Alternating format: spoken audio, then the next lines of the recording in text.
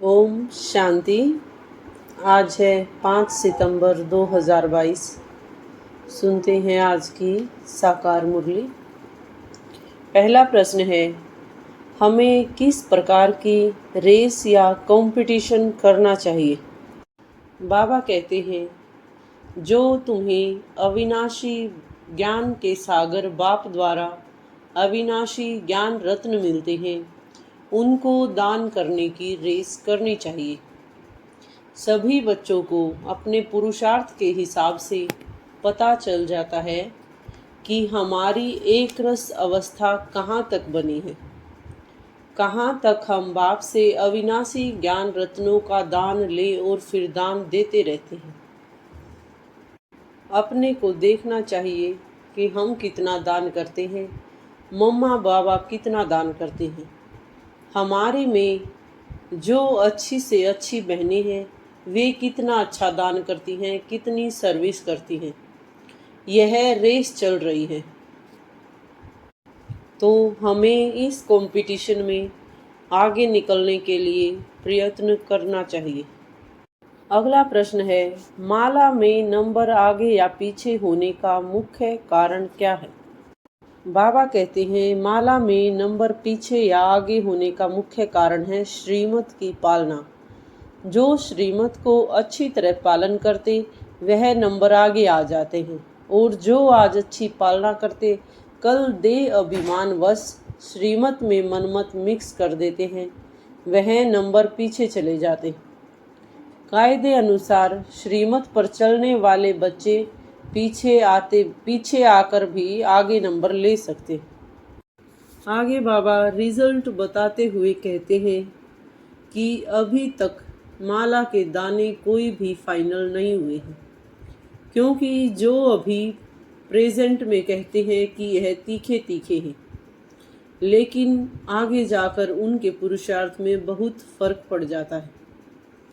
बाबा बताते हैं, 4-5 नंबर वाले दाने जो थे वह भी मर गए, अर्थात ढीले पड़ गए। कई जिनको आगे नंबर में रखते थे अब वह नीचे के नंबर में पहुंच गए हैं, नए नए ऊपर आ गए हैं। बाबा तो सब जानते हैं, इसीलिए बाबा कहते हैं, गुड़ जाने गुड़ की गोथरी जाने। तो बाबा बतलाते भी रहते हैं कि आगे तुम्हारी अवस्था अच्छी थी, अब नंबर नीचे चला गया है, क्योंकि कायदे अनुसार श्रीमत पर नहीं चलते हो, अपनी मत मिक्स करते रहते हो। हमारा व हमारे बाप का स्वधर्म कौन सा है? बाप दादा हमें हमेशा कहते हैं ओम शांति, क्योंकि उन दोनों का स्वधर्म शांत है, वे शांति के सागर हैं। तो हम बच्चों के अंदर से भी निकलना चाहिए। ओम अर्थात अहम आत्मा का स्वधर्म है शांत, क्योंकि अभी हम जाते हैं शांति धाम में। पहले पहले हमको बाबा शांति धाम में ले जाएंगे। तो जो जितना याद करेगा बाबा के स्वधर्म में टिकेगा, तो उनके जैसा स्वरूप बनता चला जाएगा। अन्य सभी योग व राजयोग में किस प्रकार का अंतर है? बाबा ने हमें आकर राजयोग सिखलाया है और बाबा ने समझाया है, इस राजयोग के बल से ही बादशाही का स्थापन होना है। तो दुनिया में यह किसी को पता नहीं कि योग बल से कैसे विश्व की बादशाही मिलती है। बाप कहते हैं, माम एकम याद करो, मैं ज्ञान का सागर हूँ। हम अक्सर महिमा भी गाते हैं, ज्ञान का सागर, सुख का सागर, पवित्रता का सागर। बाबा ज्ञान का सागर है, तो ज़रूर ज्ञान की ही वर्षा करते होंगे। तो पहली पहली बात बाबा बताते हैं, माम एकम याद करो, और किसी को भी याद करना अज्ञान है। सृष्टि के आदि मध्य अंत का ज्ञान बाप ही सुनाते हैं, योग के लिए शिक्षा भी देते हैं, और सब योग के लिए उल्टी शिक्षा देंगे। उन सब को जिस्मानी योग कहा जाता है, शरीर को ठीक करने के लिए। यह है रूहानी योग। यह राजयोग की बात और कहीं पर भी नहीं है, सिवाय बाप के और कोई राजयोग सिखला न सके। यह भी तुम ही जानते हो कि तुम यह राजयोग सीखते सीखते चले जाएंगे और जाकर राज्य करेंगे। हमें हमारी बुद्धि पर स्वयं ही किस प्रकार से मेहनत करनी है।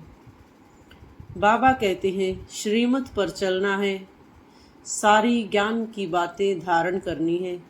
ये सब बातें धारण करना बुद्धि पर मेहनत की बात है। इसमें टीचर क्या करेंगे, अर्थात बाबा हमारी इसमें कोई मदद नहीं कर सकते। टीचर बुद्धि को कुछ नहीं कर सकते हैं। टीचर सिर्फ ज्ञान सुनाते हैं, नॉलेज देते हैं। उसको धारण करना स्टूडेंट्स के ऊपर होता है। कोई कोई बच्चे कहते हैं बाबा हमारी बुद्धि को खोलो, लेकिन बाबा क्या करे? तुम याद करते रहो और पूरा पढ़ो तो तुम्हारी बुद्धि पूरी खुल जाएगी। बच्चों को पूरा ज्ञान सिखलाया जाता है, तो जितना जितना हम ज्ञान पर मनन चिंतन करते जाएंगे उतनी हमारी बुद्धि खुलती जाएगी। इसीलिए बच्चों का मुख खुलवाया जाता है। मेहनत करनी है, बाप का परिचय देना है। आगे बाबा समझाते हुए कहते हैं योग अग्नि से ही विकारों रूपी खाद निकलेगी। याद करते करते तुम पावन बन गले का हार बन जाएंगे। तो घड़ी घड़ी बोलने की प्रैक्टिस करो।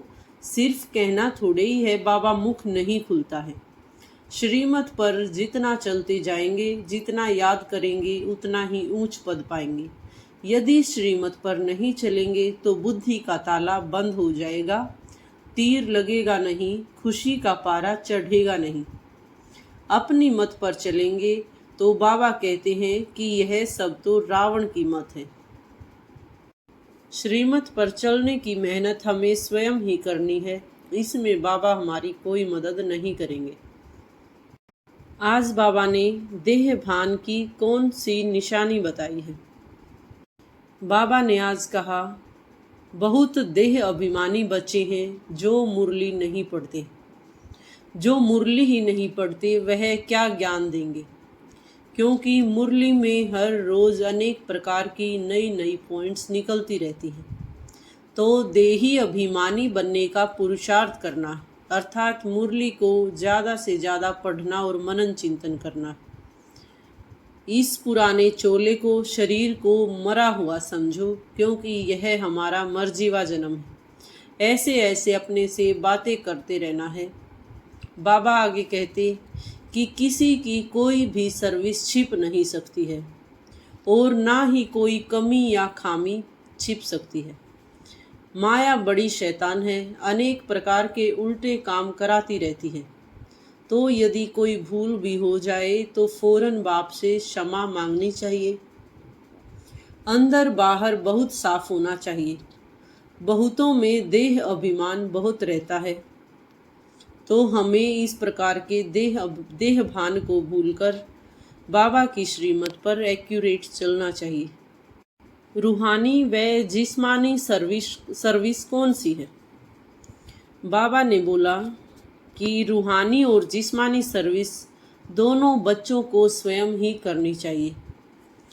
कोई कोई बच्चे औरों से सर्विस लेते रहते हैं, तो बाबा समझाते कभी भी किसी से सर्विस नहीं लो। जहाँ तक हो सके अपने काम स्वयं करो। अपने हाथ से भोजन बनाओ, भोग लगाओ। रूहानी और जिस्मानी दोनों प्रकार की सर्विस करनी है। यदि बाबा की याद में रहकर किसी को दृष्टि देंगे तो भी बहुत मदद मिलेगी।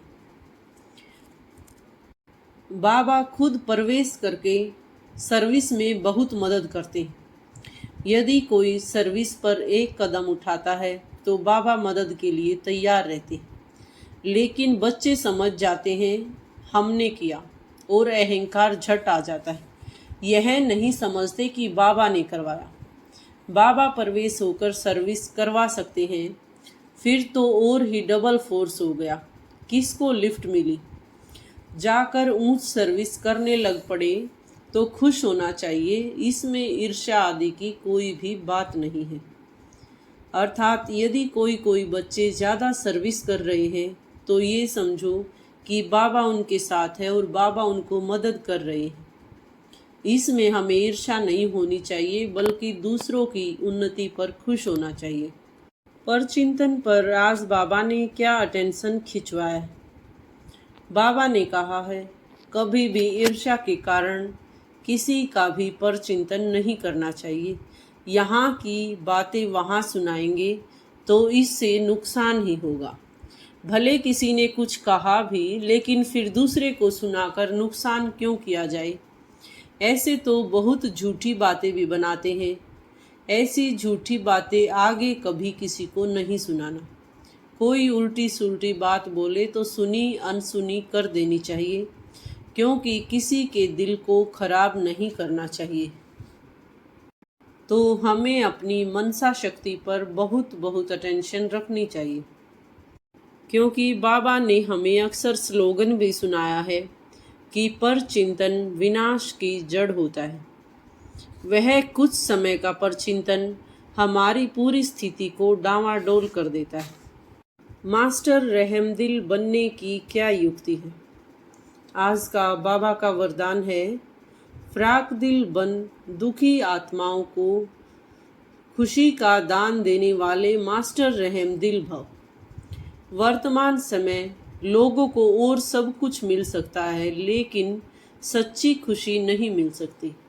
इसीलिए ऐसे समय पर दुखी अशांत आत्माओं को खुशी की अनुभूति करा दो तो वे दिल से दुआएं देंगी। आप दाता के बच्चे हो तो फराक दिली से खुशी का खजाना बांटो। रहमदिल के गुण को इमर्ज करो। कभी भी यह नहीं सोचो कि यह तो सुनने वाले ही नहीं हैं। भले कोई अपोजिशन भी करे, अर्थात विरोध भी करे, तो भी आपको अपनी रहम की भावना नहीं छोड़नी है, क्योंकि रहम भावना, शुभ भावना फल अवश्य देती है। आज का स्लोगन है, ज्ञान योग की पालना ही रूहानी पालना है। इस पालना से शक्तिशाली बनो और बनाओ। आज की मुरली से स्वमान है, मैं एक्यूरेट श्रीमत पर चलने वाली सर्विसेबल आत्मा हूँ।